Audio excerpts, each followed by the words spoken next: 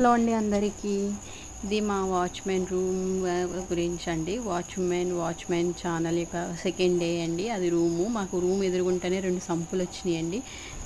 చూస్తున్నారు కదా. అసలు ఇంటి ముందు అయితే మన సైడ్ అట్లా ఉంటేనే ఉండకూడదండి, కానీ వాచ్మెన్ రూమ్ కదండి, ఎట్లా అంటే అట్లా కడతారు వాళ్ళు, ఉండాలి తప్పదు. సో ఇంటి ముందు తులసమ్మ ఉండడం మంచిదని చెప్పేసి అట్లా ప్లేస్ చేసుకున్నాను నేను. అండ్ పక్కన ఉన్నది మనీ ప్లాంట్ వేసానండి అందులో.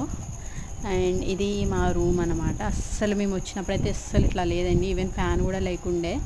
అన్నీ మాకు నీట్గా ఆర్గనైజింగ్గా ఉంటే ఇష్టం కాబట్టి అన్నీ చేయించుకున్నామండి. మేము ఒక విండో అండి, అది కూడా వెంటిలేషన్ కోసం.